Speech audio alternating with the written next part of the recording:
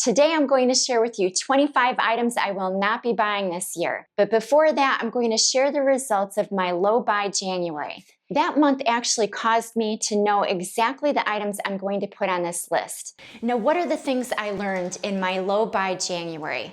Well, number one, I am vulnerable without a list. When I had a list, I went into that store with intention, bought exactly what I wanted to and had planned to, and I was in and out like a breeze. There was no questioning anything because I didn't give myself the opportunity to look at anything else. I just went in there, got what I needed, and zipped out of there. One huge benefit was it reduced my decision fatigue. And it really does clog up your brain when you have all those decisions to make. So doing a low buy month for me was just such a nice break. Another benefit of doing the low buy month was it allowed my brain to focus again on things that were not related to purchases. I wanted to do more traveling this year, and I was actually able to think about where would I like to go? When would I like to go? Where would I like to stay? Another benefit of the low buy month is I wasn't distracted thinking about the purchases that I was going to make. I just didn't have any of that. My distraction was greatly reduced with this low buy month. One of the biggest benefits was that it freed me up from making mistakes, which means that those items that I didn't buy did not end up becoming clutter eventually. One of the things that I decided to do this year, and it started in my low buy January, is to keep track of my expenses. Because when you get to the end of the month and you start looking at the things that you chose not to buy, believe me, they add up and it's crazy. Ooh, well, this is bad. $1,554.83 that I avoided. Is that right? Ooh, it really is. I must have just had my eyeballs on the internet. And the items that I bought in the month of January, well, I bought this backpack that's on there, this notebook. I had 4 IKEA baskets that I purchased so that I could do my kitchen organization video. Now, it wasn't just for the video. I truly needed to get my kitchen in order because I just finished my bachelor's degree 6 months ago, and I have not been back in organizing in that kitchen, and it really needed it.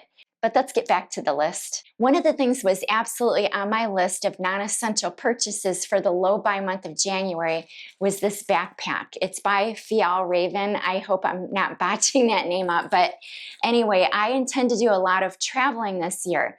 And due to that, I needed to have a bigger backpack. It's 17 inches, so it's going to be perfect for my travels.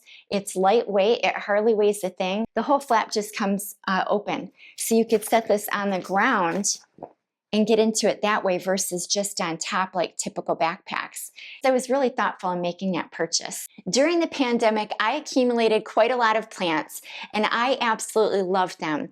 They gave me that hygge vibe that I really needed at the time and that I still actually enjoy. For instance, Happy back here, I got Happy when he was just this big, and I love that plant. But since I have plenty of plants to take care of already, I won't be getting any more this year. No more exercise clothes this year for me. I had to quit running due to my legs, and now I'm on to my exercise classes and continuing strength training and things like that. But I no longer need any more exercise clothes because I just got done replenishing them. And I'm super happy with every single thing I bought. So I need to stay out of Lululemon this year. I'm a Lulu lover, and if I don't stay out of their store and stay off their website, I might be in trouble. But I'm going to stick to my guns this year and avoid buying any more exercise clothes. I love handbags, and that is a huge thing that I don't want to get hung up on again this year. I have 2 that I love, like I mentioned, and I'm just sticking to those no matter what. So I'm not going to buy any new handbags this year. Little intermission. Please like this video, please subscribe to my channel, and please leave me a comment. I would love to hear from you if there's something that I forgot to mention or if you have some ideas or input that you'd like to add. Thank you so much. Another thing I'm going to avoid this year is thrifting. I'm not going to buy any clothes or anything from thrifting, period. I really admire people who have a knack for it, but I am definitely not one of them. And every single time I'd go thrifting with my daughters, I would end up buying something that I absolutely didn't need, that didn't look good on me, or had something wrong with it. And even though it's only a couple of dollars, it's still a couple of dollars, and later on it's a decision that I have to make whether or not to keep it. So I just don't want to deal with that anymore this year. I'm going to take a break from thrifting. This year, I will not be buying any more new bedding. A few years ago, I had 2 duvet cover sets, and I am so happy I am down to 1. I won't be adding any more until this one falls apart. It was just too much. I had had decision fatigue at the time. I couldn't make up my mind between the 2 that I wanted, even though I kind of knew at the time, believe me. Anyway, my daughter got Dorito hands on the one that I didn't like as much. I got rid of that. I'm down to the one that I absolutely love, and I won't be adding any new bedding this year. Along with handbags, I do love a nice pair of sunglasses. And a lot of times you just don't realize it, but they all don't look good on you. Some of them do and some of them don't. I started to realize that after looking at a couple of pictures. I had this gigantic pair of sunglasses that was entirely too big for my face. And I don't know what I was thinking when I bought them. Well, actually, I do know what I was thinking. They were a brand name, and I was taken over by that. And I didn't really make a good decision on whether or not they look good on me, just because they look good in general. And I have, I think, about 5 or 6 pairs at this point. I'm super happy with them. I don't need any more sunglasses because I have what I need. One thing I can tell you for sure that I won't be adding to my kitchen is any more Pyrex. If you guys saw my kitchen organization video recently, you'll notice that I have an entire cabinet of Pyrex. And after looking at that video, I thought, my goodness, what was I thinking? I have a 10 by 10 kitchen, so to load up an entire cabinet with Pyrex probably isn't the best idea. And since then, I went downstairs, gathered up the groceries that we usually store down there, and brought them all upstairs because I eliminated a couple of shelves of Pyrex, and it looks so good. I couldn't be more happy with how it looks now, and I don't have things downstairs anymore. Now when I want to cook something, I just reach into the cabinet and it's perfect. Another thing that I recently had to replace was my pillow covers on my couch.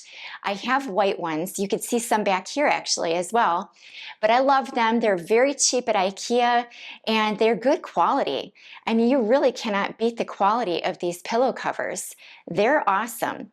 And I can afford to replace them when my family stains them up, which is exactly what I did. So I won't need to buy any more of those this year. I'm sure that I'm not the only one that has had a Christmas tree purchase gone wrong. I basically bought one of those pre-lit Christmas trees only to have the lights go out on me just a couple years later. So last year, I had to cut all of those lights out of my tree. It was a task, let me tell you, but I'm glad I did it, and I just used Christmas lights that I had hanging around. But those took me forever because they're tiny little lights. I came really, really close to buying another Christmas tree at my local garden center. It was super high quality and it was so beautiful. But our tree has sentimental value, and I just didn't want to part ways with it. So what I did instead was I bought some different Christmas lights that are bigger and will take me way less time to put on my tree next year. So this year, I definitely will not be buying a new Christmas tree. I need to reduce my takeout to 1 time per week. No longer am I going to purchase takeout every other day like I've been in the habit of. So 1 time a week for me this year. So in the last couple of years, we have had to replace our garage door, our air conditioning, our furnace, we had to have work done on our patio. We have had so many home repairs, so we are taking a break from that this year. We will not be doing any home repairs at all. You guys remember when everyone would complain about cable that there wasn't enough shows or movies or whatever? And now everybody has all of these apps, and there's too much, to be honest.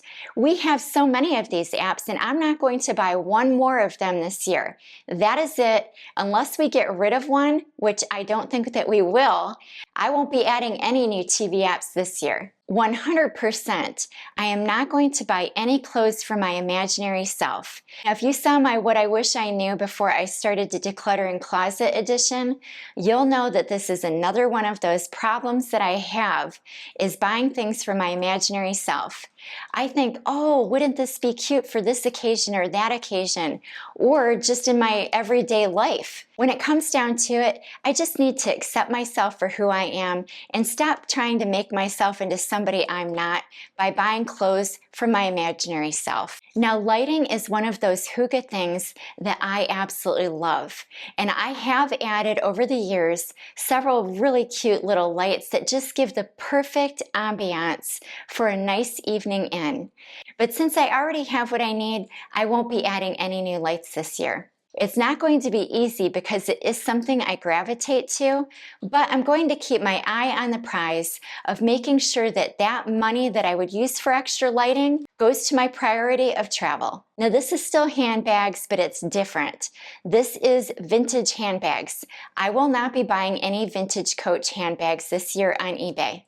Now, I have tried to buy vintage Coach handbags on eBay before, only to fail several times. In fact, I'm not even going to look on eBay for this category of items, period, because it just gets me into a pickle. Basically, what happens is I admire the quality of it. I think, wow, these are so gorgeous. But when it comes to reality, they're never right for me. They're never the right size, or the strap isn't thick enough, or it's not the length that I need, or the color is not quite right, or it arrives and it's not what the seller said it was. It's damaged, or it smells. So I'm just done. This year, I'm taking a break from trying to find the perfect vintage handbag. Next year, that's another story. I'm not going to say never. One category of items I am taking a break from is books. I don't need another book. A few years ago, I bought myself an iPad, and ever since then, I've had trouble finishing a book. And it's so sad because that's one of those things I absolutely enjoy doing, reading. I used to have a self-improvement book on my nightstand and one that was a fun book, like a mystery. And now I can't even get through a mystery. It's really something else. And so I want to focus on that, but currently I already have a couple books in queue and I don't need to add any more. And if I finish these books and I want to read a sequel, I can just head to the library and get that this year. So that's exactly what I'm going to do. Now, along those same lines, no more new cookbooks for me. Last year when I did my massive declutter, I got rid of a ton of cookbooks because what I realized is they're cute on my shelf, but I never use them. I never even cracked them open. I had, I think, 3 cookbooks that I actually used. And in those cookbooks, I only used a couple of recipes. So really, they were taking up so much space on my shelf, collecting dust, and I never even used them. So I got rid of them and I don't need to add any more. Well, I've had a lot of things that I had to replace this year, and technology is definitely one that had to come up. I needed a new laptop, and so I won't be buying any more technology this year. I have exactly what I need, and I'm not going to get tempted to buy more. So if you watched my video, What I Wish I Knew Before I Started to Declutter Household Items, you will see in that video that I had to get rid of a giant shelf. It was a giant piece of furniture that I should have never bought in the first place, and I never want to make that kind of mistake again because it was not easy to get rid of. Bottom line is I'm not going to buy any new furniture this year except if I find the perfect TV stand. Now that is an item that has evaded me for years, but I'm always on the lookout. But I won't be settling. It has to be perfect. I want light, airy, it has to be the right size and the right height. So unless I find that, I won't be buying any new furniture this year. Clothing must be quite a theme in my list this year because the next item is coats, jackets, and vests.